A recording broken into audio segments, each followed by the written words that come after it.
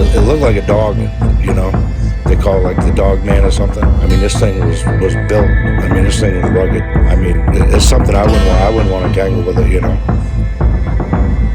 One night, I'm sitting there and I had a dead body in my bed. Yes, that's when I started hearing the doors opening and closing and then walking through the house. It looked like a shadow of someone stepping out of my bathroom, and it turned and looked at us and saw that we were looking at it and just took off at light speed. Welcome to Myths, Monsters, and Mullets. I am your host, John Methencamp. If you have a paranormal encounter you'd like to share and you'd like to be on the show, you can email me at mythsandmullets@gmail.com. You can also find me on Facebook, YouTube, Spotify, iHeartRadio, a lot of different podcast players. Just search for Myths, Monsters, and Mullets. If you've noticed in a lot of my previous episodes, I like to do collaborations with other podcasts. Tonight we have Alan from Nevermore Hollows returning. He comes in to talk about his newest episode. And if you listen to Nevermore Hollows, you're going to hear my voice a lot on there. But he comes in with some paranormal encounters that he hadn't shared with us yet. And then later in the show, we have Chumming with the Spirits. Larry comes in and we have a discussion. And you're going to be hearing a joint episode that I did with Chumming with the Spirits coming up very soon. I hope you enjoy the show.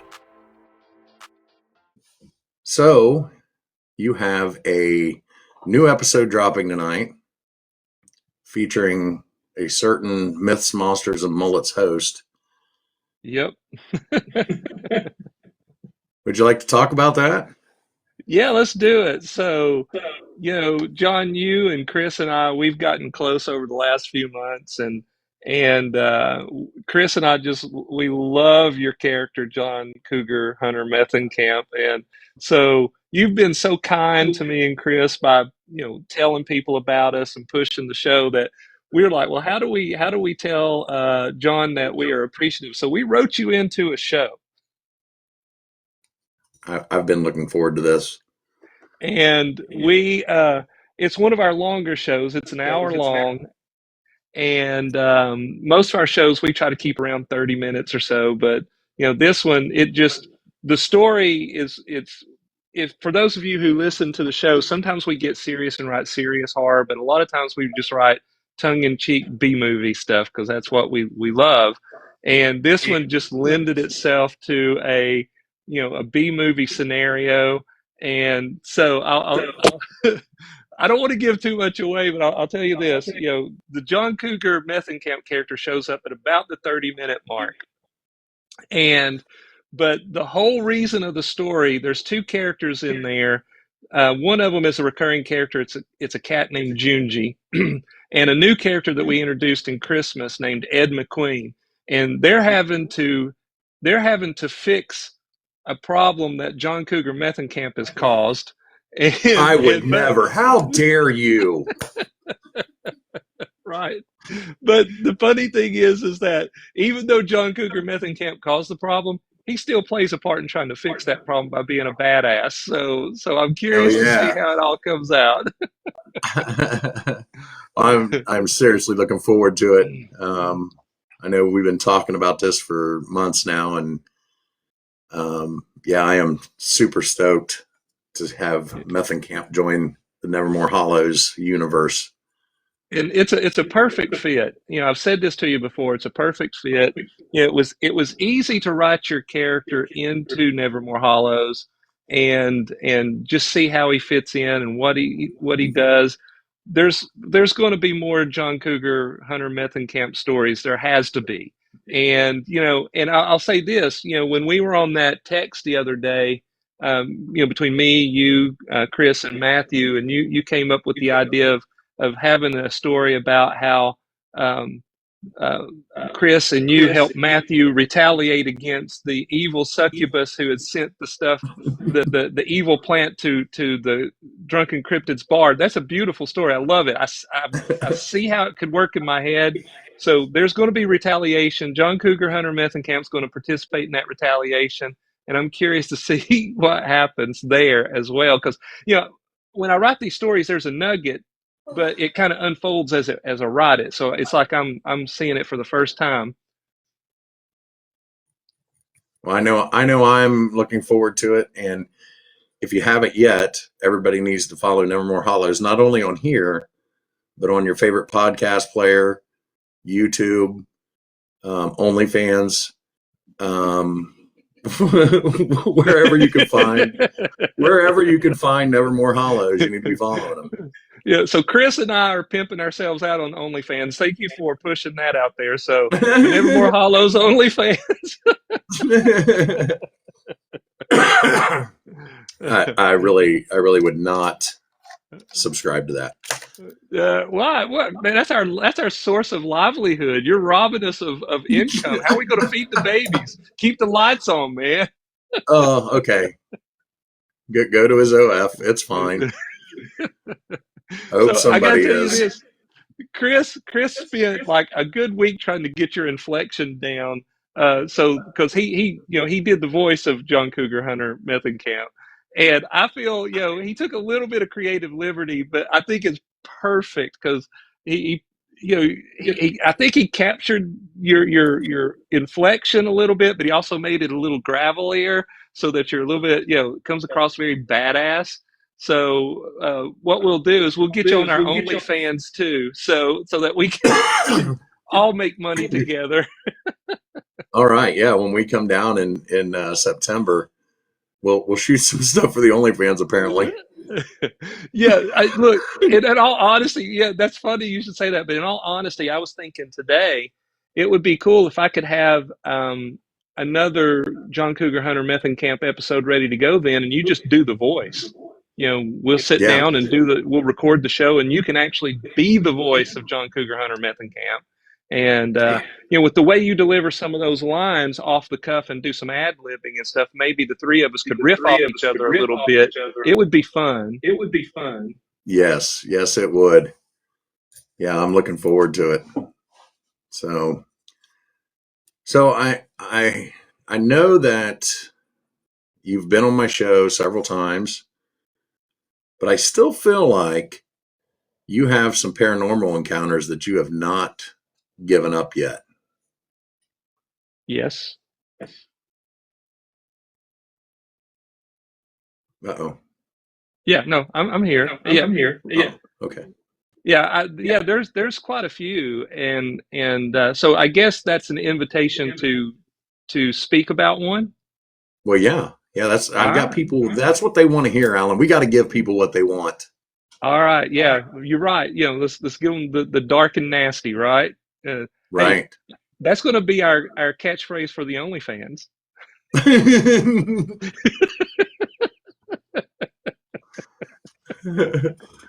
Okay, that sounds good. So I can't remember. I know that you and I have talked about some stuff, and and with Chris too. And I can't remember if this is one of the. I know I think I've told you this, but I don't think I've said it on your show.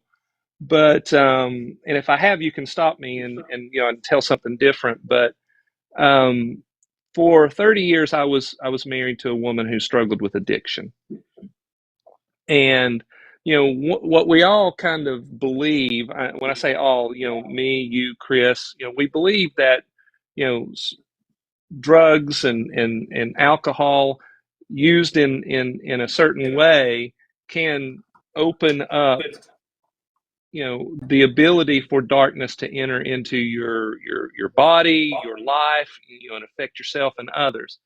So as my wife got deeper and deeper into addiction, things just started happening around the house. And at first I thought maybe I was just overreacting or not really seeing what I was seeing. But one of the stories that I'll tell to get into where I want to take this one is, I used to work from home, and I would sit in the living room and on my computer, and I'd have all the windows opened up. I just love natural light, flowing into the room.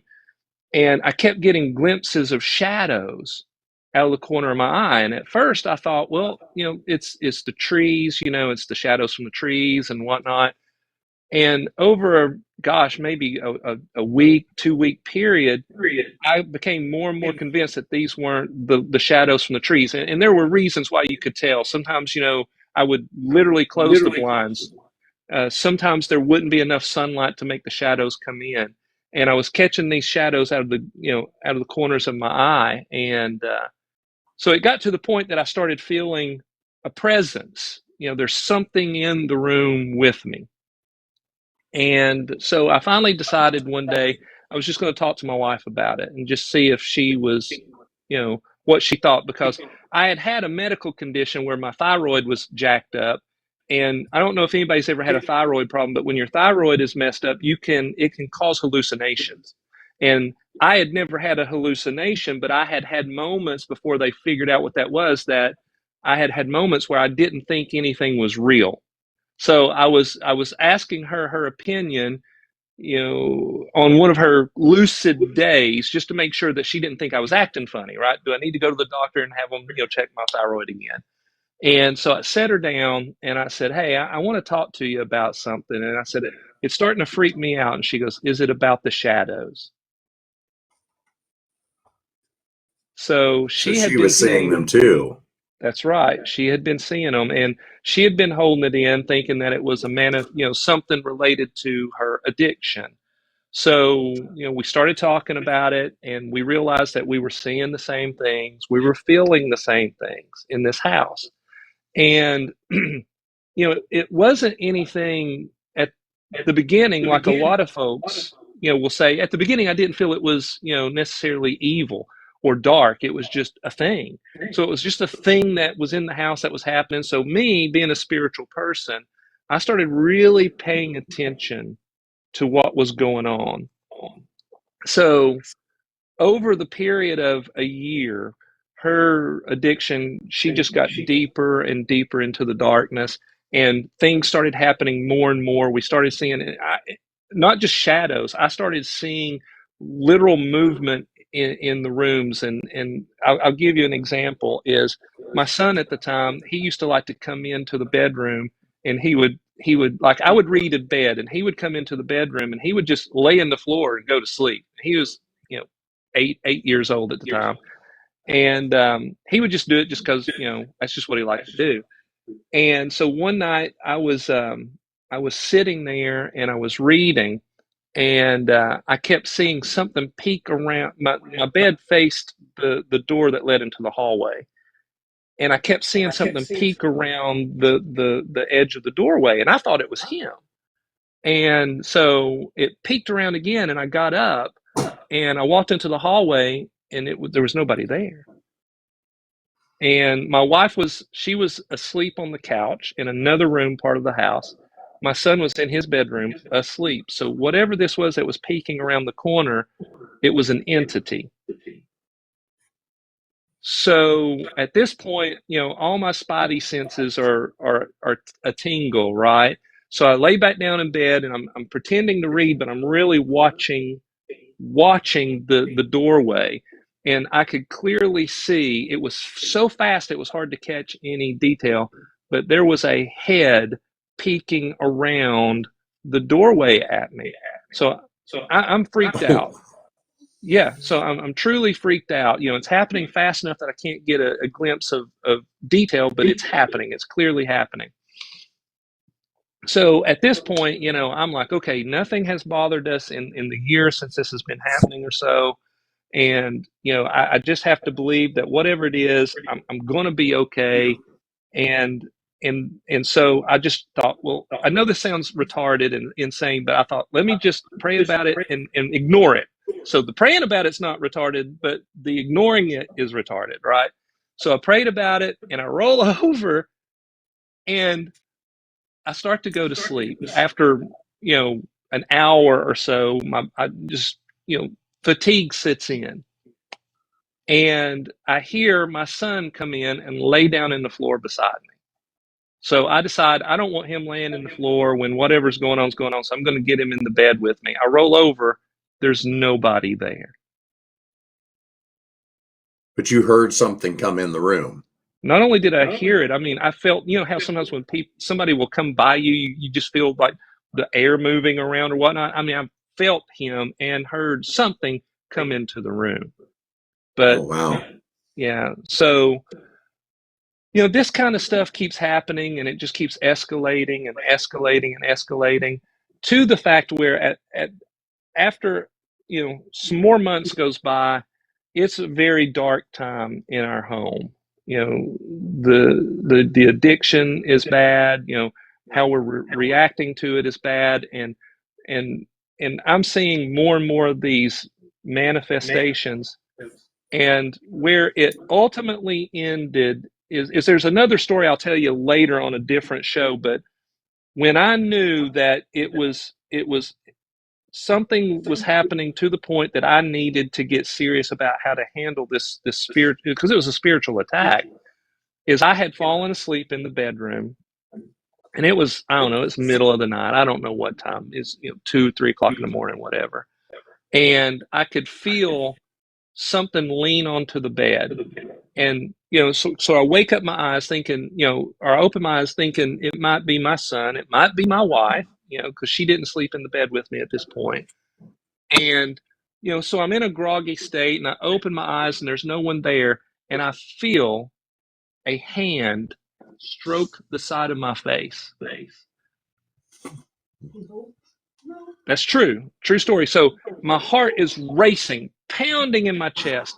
I throw the covers off. I jump out of bed. I'm shaking. I'm cold. I knew at that point that it had escalated to such a degree that it was literally messing with me physically now. And so, I went through the house, turned on all the lights, saying prayers as you're doing that. You're like, man, yeah, I got to deal with this. It's clearly spiritual. I check on my wife.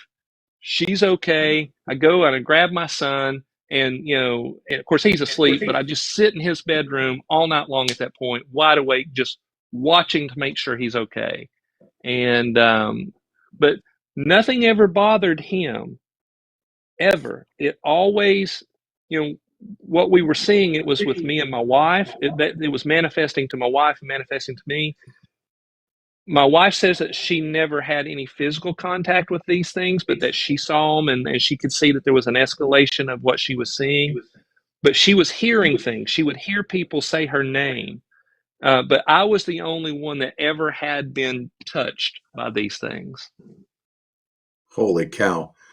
Okay, got a couple questions. Go for it. When you were seeing these things, I know you were saying shadows. Were you seeing them during the day or at night? Both? It started surprisingly in the day, and then all times of the day. I mean, I would say as long as I was in that house, I was pretty much guaranteed to see something during the day or during the night. I knew at some point I was going to see something. Wow. And then you said you saw the head come around the corner. Mm-hmm. Was it solid, or was it more like a ghostly apparition that you could see through? Great question, because it was solid. Whatever it was solid. It wasn't ghostly, couldn't see through it. I feel like had it slowed down, because you could tell it was playing with me. It was doing it so fast. And there was one moment where I almost caught a glimpse of the detail, because when I looked up from my book, this is on a different night, okay? Because I'm always reading. I am always reading in bed. And on a different night, I just felt it. I'm like, I'm being watched. And I tried not to look up. I was hoping to catch it faster, right? So I pretended to read for another couple of minutes, and real quick I looked up, and it was slower at pulling back, and I could tell that it was pale and it had darkness around its eyes, but it was just the impression. It's not like I could really see detail, but it was a physical manifestation. It wasn't ephemeral where you could see through it. Yeah. Jules asked, did it ever move anything in the house? Surprisingly, no. As far as I know, nothing that I ever came across was anything moved. Now again, was could there have been something moved and I just not realized it? But I never witnessed that or felt like any of my stuff was moved out of the way. Okay. And then when you said that it touched your face, did it feel like human skin, or was it, what did that feel like? Okay. It literally felt like a hand. It didn't feel like super icy cold like what we see in the movies or anything like that, but it didn't feel hot either. It didn't feel as warm as a human hand, but it felt like a human hand stroking my face. That's freaky, dude. Freaky. Yeah. Wow, dude. So I know the answer to this, but what happened? Like, how did you get out of this? So literally just a few days after that, okay, my wife and I, we had decided at this point that she wanted me to leave. Our marriage was ending, and after 30 years of trying to help her through it, addiction. Nobody wants to be an addict. I'll just say that nobody wants to be an addict, but she couldn't break it, and so it got to the point where she was like, "I want you out of my life." And of course, those next few days, obviously, all this is escalating as she is becoming, more dark in her own life, So there's a couple of days go by and it's really intense. It's really ugly. You can just feel the darkness in the house. There was another incident one night, about 2 or 3 nights later. It was in December of 2018, where I again had been touched by this dark entity, and it literally was trying to smother me. And again, it was the middle of the night. So I was going to save that, but I'll go ahead and tell you. So I'm in a dark place too because my heart's broken, right? I put 30 years into a marriage and it's dissolved, and wasn't able to help this woman, and so she's told me she wants me out. So I'm trying to figure out how to make that happen, right? And what does that mean for my son? So the next couple of nights were tough, and I was laying in bed one night, and again I'd fallen asleep. It was after midnight, and I am woken up by something hovering over me. I could just feel it, just like inches away. It's very oppressive. And I wake up and I don't see anything. Now all the lights are out, but I see like what is maybe a flashlight in the kitchen down the hallway. Okay. So my if you can imagine, my bedroom door is open. The foot of my bed is facing the bedroom or the hallway. And the hallway to the left is the kitchen, but you have to go down the hallway. But I can see like what appears to be a flashlight in the kitchen. So that comes into play here in a minute. So I feel like I'm in a dream. I feel like I'm in a dream. Whatever this is hovering above me. I can't see it. And it's just very oppressive. It's very dark. And I see this light, and all of a sudden it falls on me like it's trying to smother me. And it felt like it was just, I can't even explain it. It just was this oppressive weight on me, and I push it back, right? And it just it aggressively falls right back on me. I push it again, and I'm literally fighting with this thing. And, I had already been on a spiritual journey from atheism to being a believer in God. And, I feel like when you open your mind and your heart to the fact that there's a spiritual realm, you'll be attacked. I think that happens to a lot of folks, especially when you were an atheist like I was. So I'd already opened my mind and my heart to the fact that there's a spiritual realm. And obviously, I've been seeing these things manifest for a year or so. So I know there is some sort of spiritual entity in the house, and it has grown aggressive. It's more evil. So I push this thing away, and I say all that to go, at this point, I'm a believer. And I said, and I'd read this once before. I'd read this in a book, and this is why I said it. I'd read in a book about possession that the power, that when you pray in the name of Jesus, it has power. So I'm being attacked by this thing, and that's what pops in my mind. And I went, in the name of Jesus, be gone. And it literally just disappeared. and I fell into the deepest sleep I had had in years.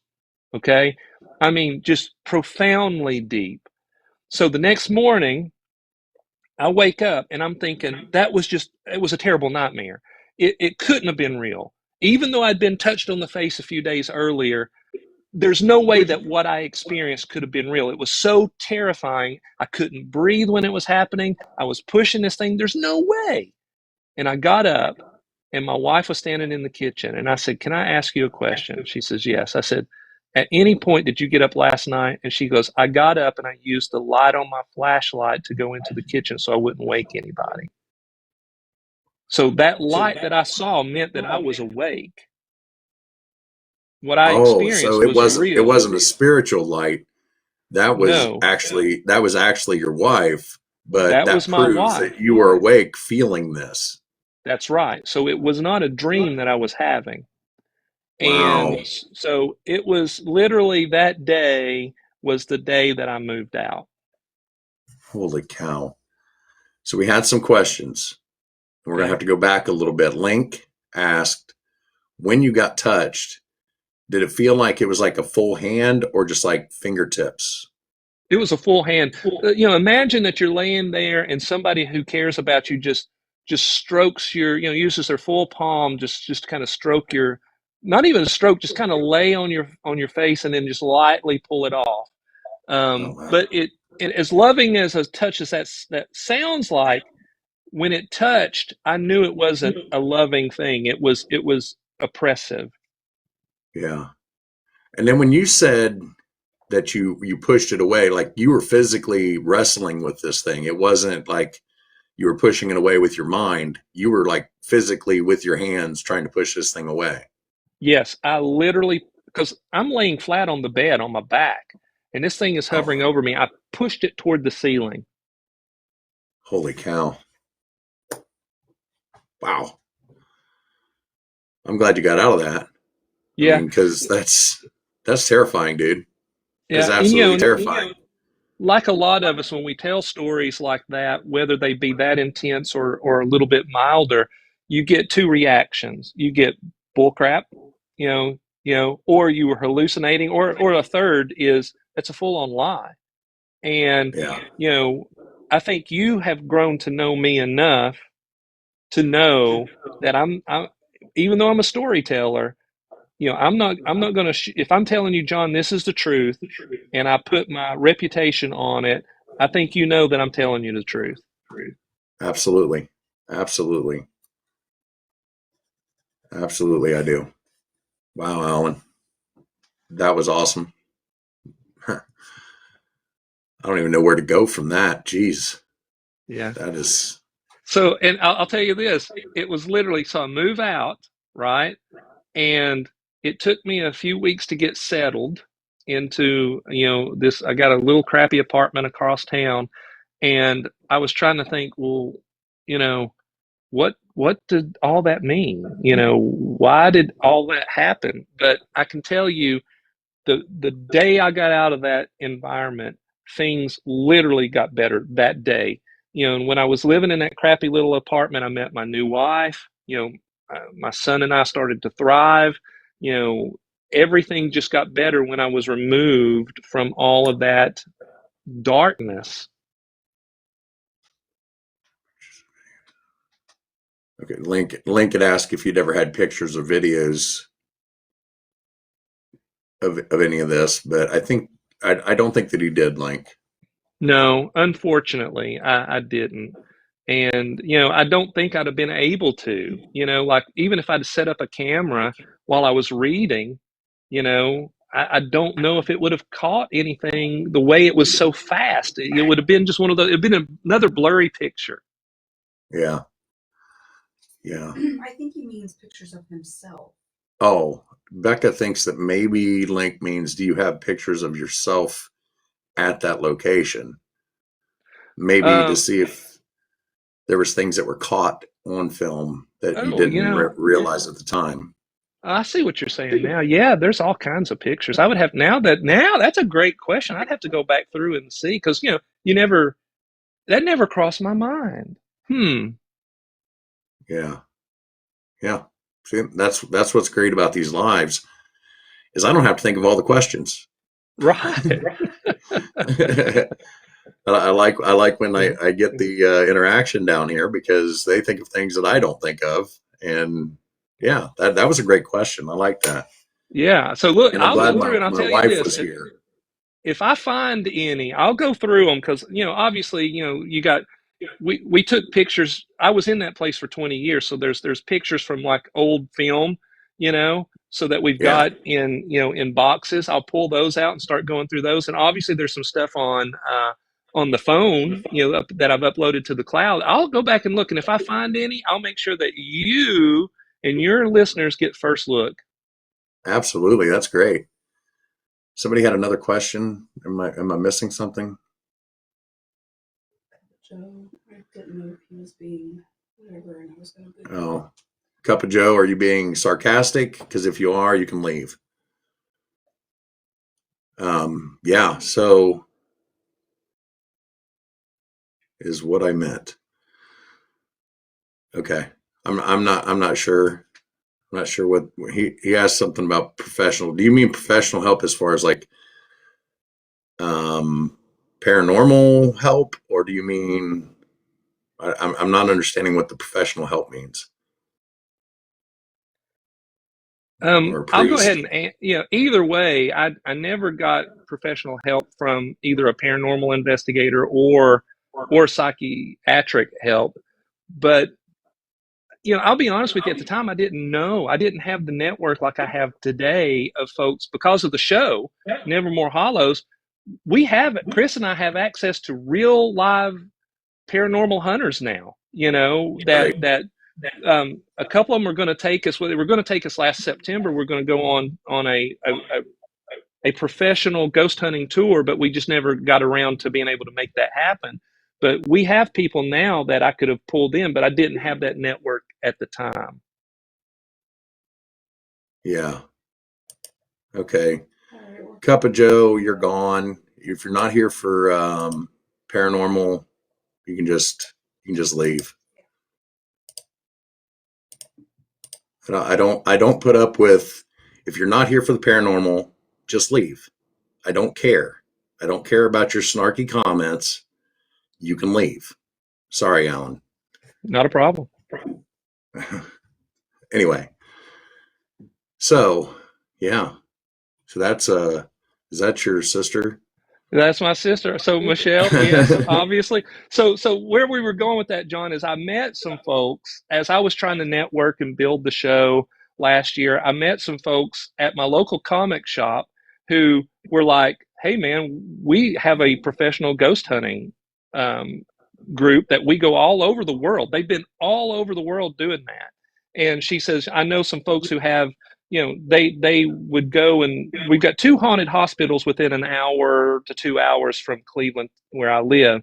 And she was like, I can get you into both of them, get your group together. So it was going to be me and Chris and Michelle and my brother-in-law who's married to my sister, Michelle. And we were all going to go and do it, but we just never could coordinate the schedules to do it. So that's on our list for 2025.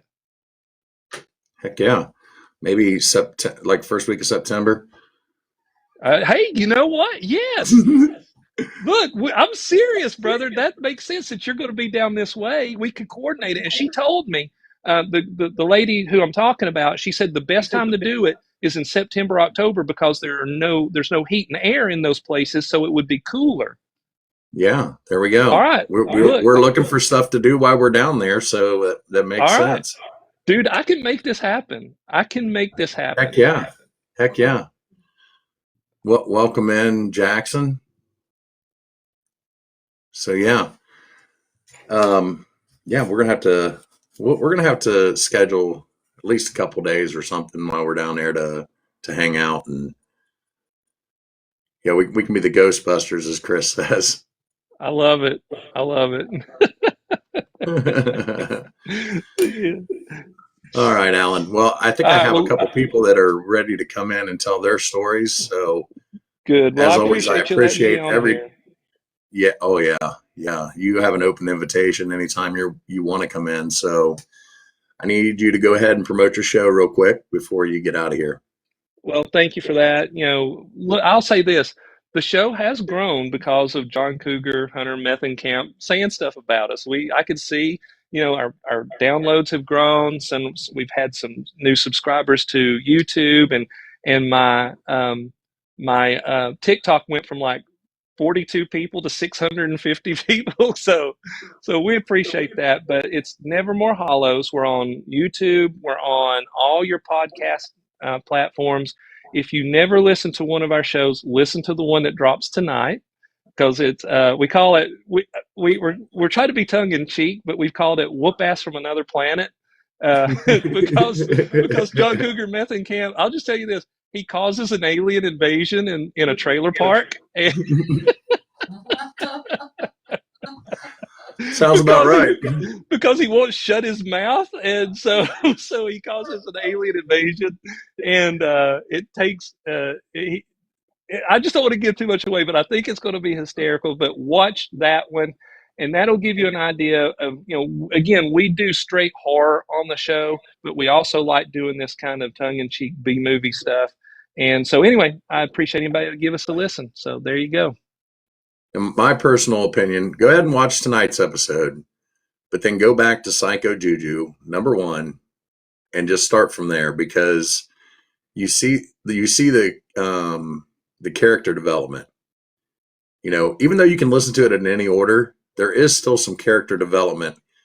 And starting with #1 on YouTube, that Psycho Juju, and listening straight through, I think is the best way to do it. But that's my opinion.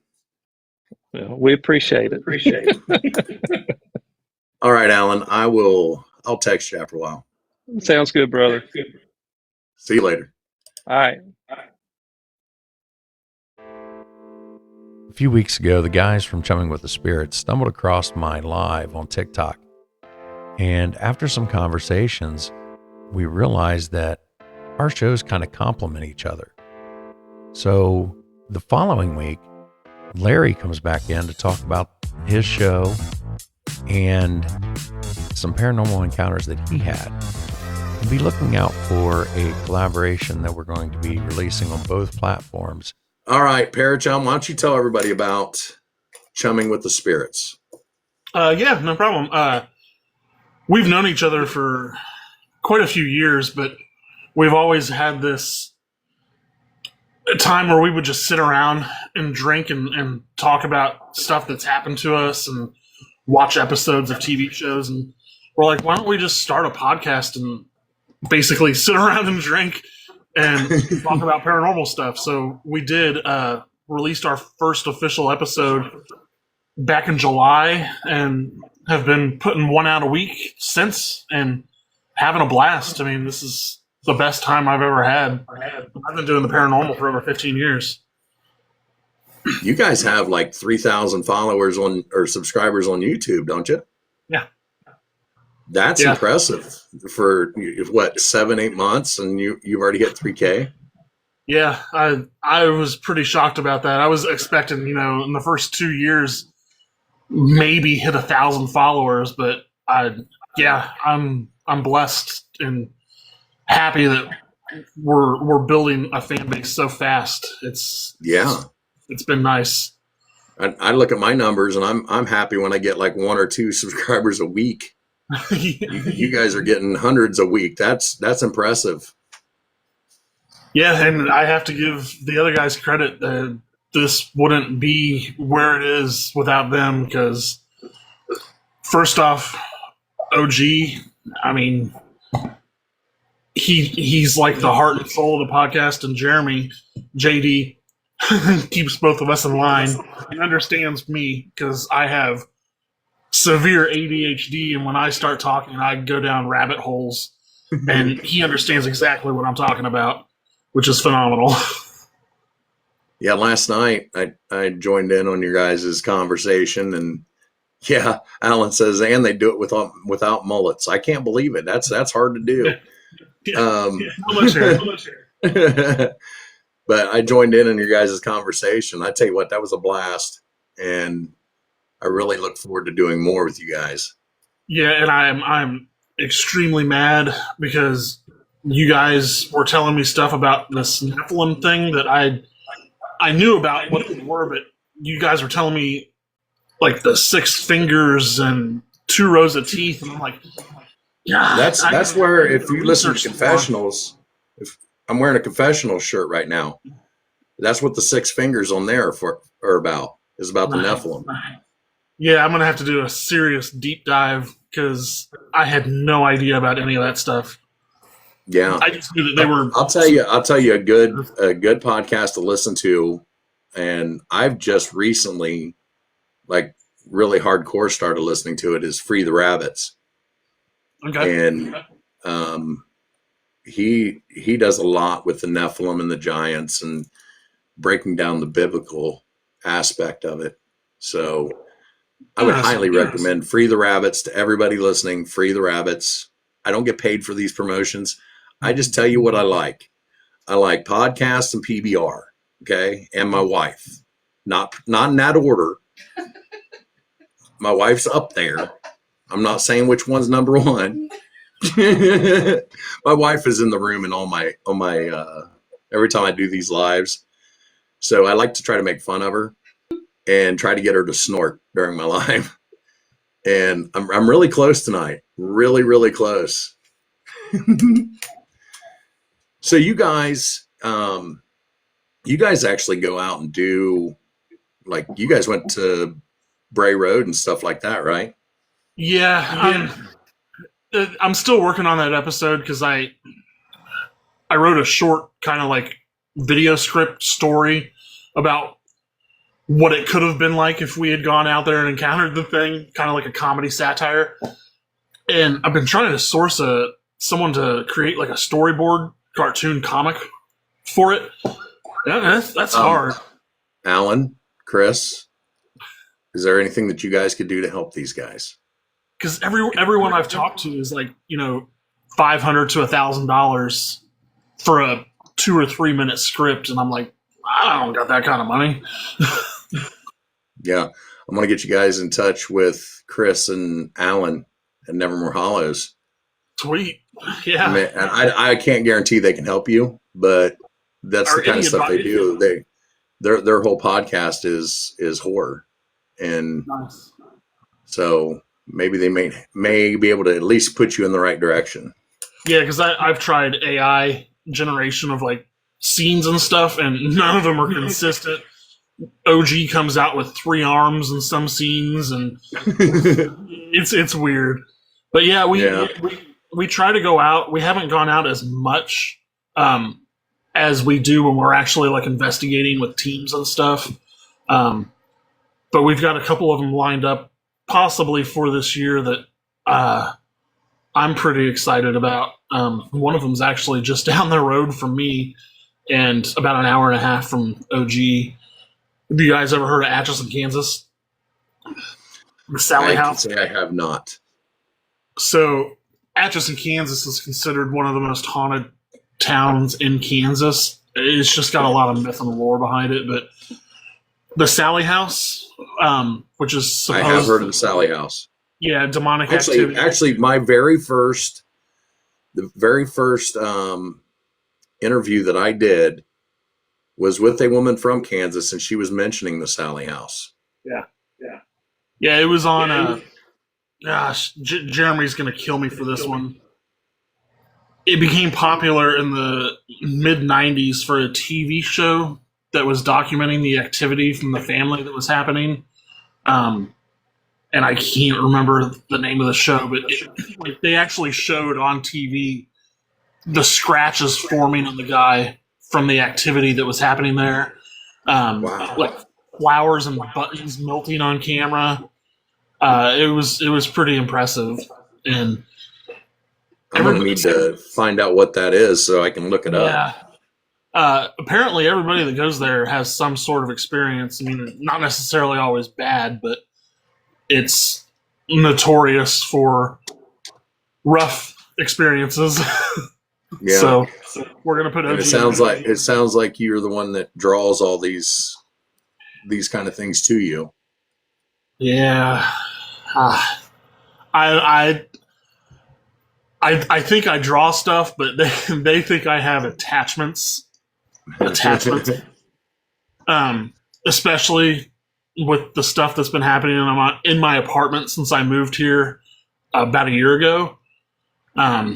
Some crazy weird things that have been caught on camera and seen by the other guys. There's actually a TikTok on our channel of the first encounter that I had. You want me to tell you these stories? Absolutely. That's what we're here for. So this first one you can actually see on TikTok. I was sitting here at my computer, and I'll kind of turn it a little bit. You see my hallway and my door to my bedroom. Yeah. So I was filming a little TikTok clip, and I was going to update people on what was going on. And I heard this noise. Sounded like someone talking. So I stopped the TikTok to figure out how to turn my camera around so that I could still see the screen. And when I went to put the camera towards the door, my door closed on itself. And I was like, oh, shit. They thought this is on your TikTok right now? Yeah. Yeah. They thought someone was hiding under my desk or I was faking it, but I wasn't faking it. I was pretty freaked out. Then come about 2 or 3 months later, Jeremy's at my place and he's here in my bedroom, and we're going over analytics and setting different social medias and that kind of stuff up because I was kind of new to it.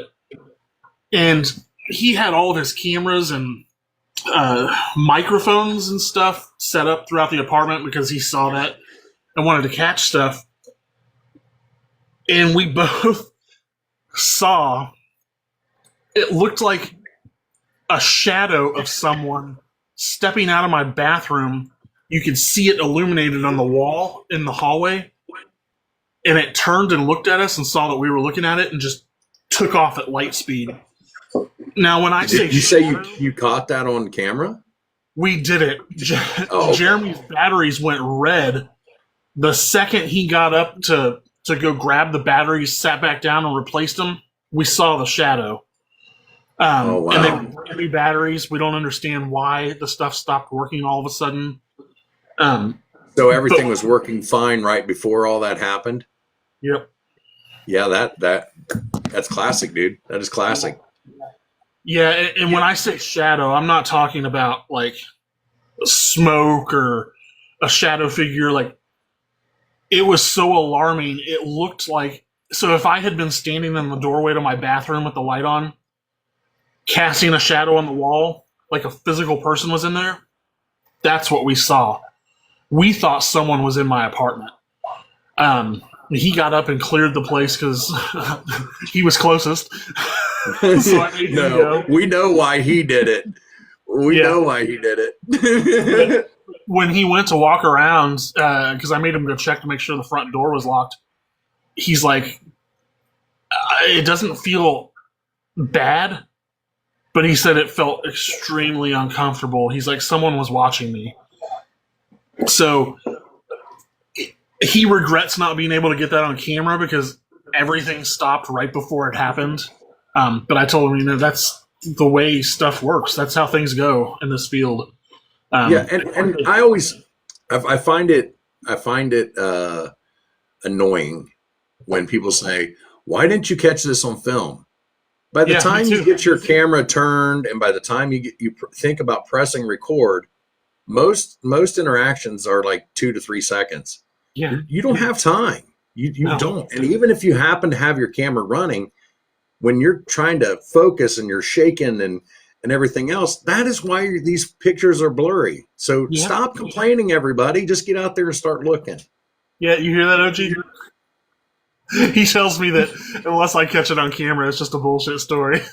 I kind of agree, but at the same time, it's so unpredictable. I mean, but that was the second one. Here a couple weeks ago, I'm laying in bed with my lights off, and I hear what sounds like something moving around in my room. So I sat up and looked over at my computer. And for reference, I always tuck my computer chair under my desk. It's just something I always do. When I sat up to look, my computer chair was facing me. It was like pulled out and facing me. All of a sudden, I saw about a basketball-sized ball of like white smoke. Can't really explain it. So I leaned forward and like squinted my eyes to get a good look in the dark. The second I did that, it took off towards the hallway, went through my computer screen, and I have a ton of like little action figures that I used to have Velcroed to the top of my computer screen. Used to. It shook the computer screen. I could see it shake, and all the action figures popped off.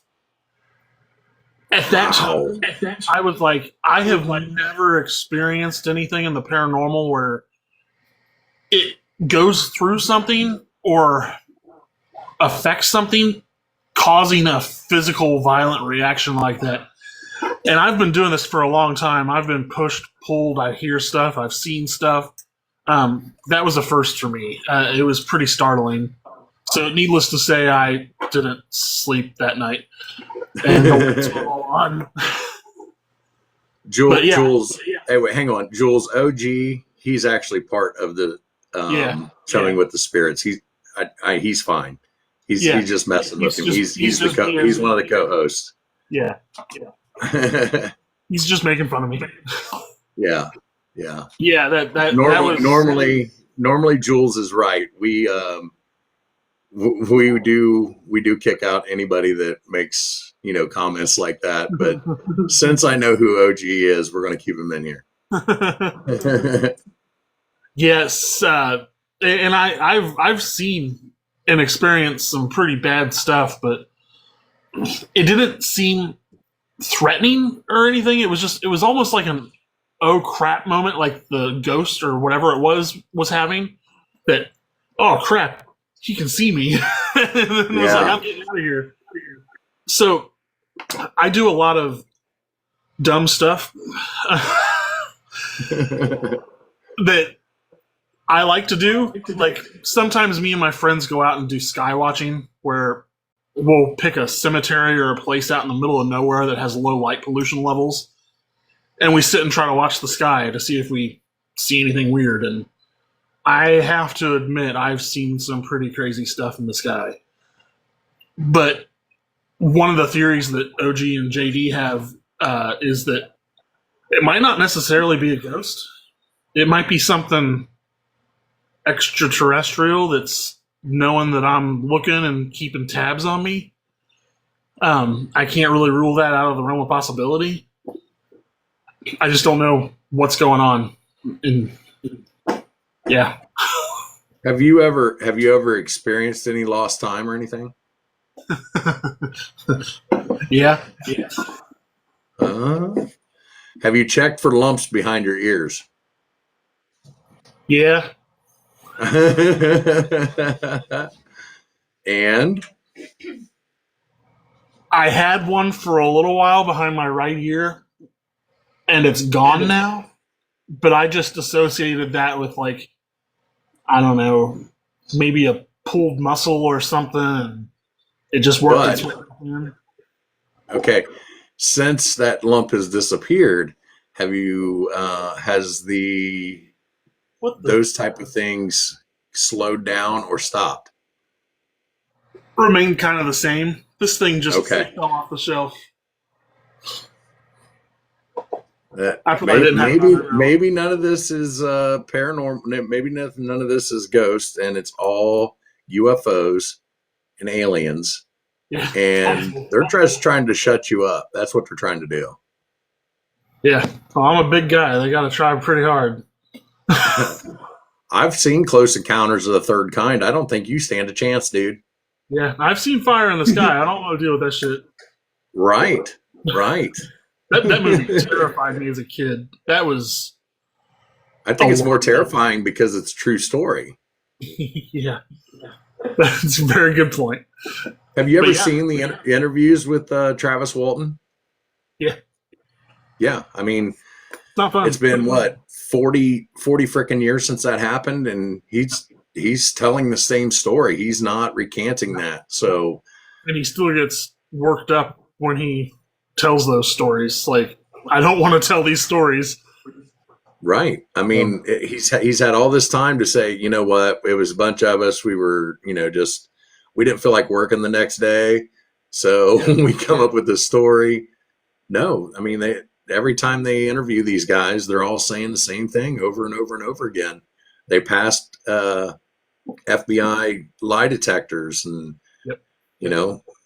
so yeah, that movie's more terrifying because it's true. Yeah. And I hate to say this, but I welcome it because, I mean, yeah. You like to get probed. That's what you're saying. Well, that's what OG and JD like to say. But no, I mean, it terrifies me, but if it brings me closer to answers, I have no problems with that because that's why I got into this is I want to know answers to things. So yeah, that goes back to what I was saying last night. If I hear that baby crying and I run to it and I find out that it's a ghost or a Bigfoot in a dress, I'm going to die knowing the truth. Yeah, that's a little different in my opinion, but if I hear a little kid out in the middle of the woods say, "Help me, Larry," I'm going to be like, "Sorry, kid." Like, you're on your own. That's just me. But it was like you guys were saying last night, I don't have that paternal instinct like you guys do because I've never experienced it. And JD, after the podcast, was kind of explaining it to me. He's like, it's like a light switch clicks on. There's a before and after. There's nothing in between. And I get that. Like, there's no build up to it. It's just all of a sudden the light's on. Oh, all of a sudden the light's on. And I can respect that. But if I hear a whistle, I'm not going either. That's all I'm saying. Yeah, I've heard too many stories from people in Appalachia about the whistling. So yeah, I'm not going towards the whistling. Yeah, I agree with that. OG, have you figured out the plus button yet? Let me see. I'll try. He has a request. Let me see if I can. He just joined again. I invited him. I did. Yes, try. I pressed invite. I don't know what else to do. I don't. Yeah, all I did was press it and it popped up. That's all I had to do. Right. Wait a minute. Does he use Apple product? Is that the problem? Yeah, probably because he does. That's probably it. It's probably it. I'm telling you, people. Is it different on Apple? I don't know. I use Android because I do it because it's easier. I'm Android. Yeah, it's more reliable too. Apparently. And you can upgrade your storage size with memory cards. You can't do that with Apple. Actually, my new Motorola, I can't put SD cards in it. Really? Because I have the new Motorola G5 Pure or something like that, or 5G Pure, and I can put them in. I guess this is 2 years old now. It's the Edge 2023, and that's weird. It's completely sealed to be waterproof. So the only slot is for the SIM card, and that's it. Yeah, because that's where mine is. The SIM card slot you pull out, you can put a micro SD next to it. Yeah, mine doesn't. It's weird. But weird. It has a ton of memory in it already. So yeah, I'll talk about. Yeah, he says correct. Jay Bird, yes, we are doing paranormal. If you have a paranormal encounter you'd like to share, leave a comment, and we will get you in the box here momentarily. I'm probably going to hop off here because I got to finish doing some editing. But thank you for having me, man. I hope my stories didn't offend anybody or anything. Oh no, don't worry about that. I just like to have a good time, and I'm going to poke fun at you just because I feel comfortable around you guys. But that's the whole point of this. Right. I like to have fun, because if you come in, I think a lot of times when people come into these onto these podcasts and it's all serious the whole time, people don't open up as much.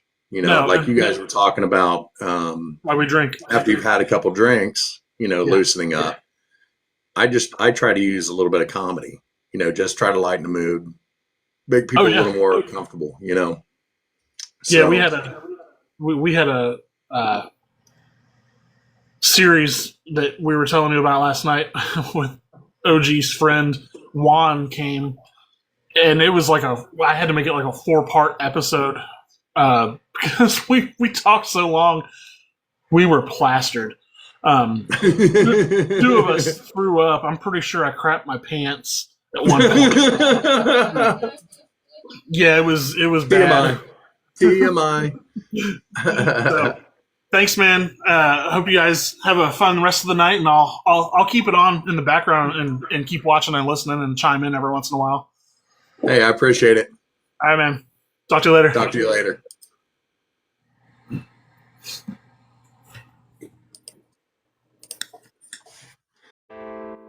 And that's it for tonight. I'd like to thank Alan and Larry for coming on the show. And if you could, drop me a comment. Let me know how I'm doing. I'd like to see and read your comments. Good night, everybody.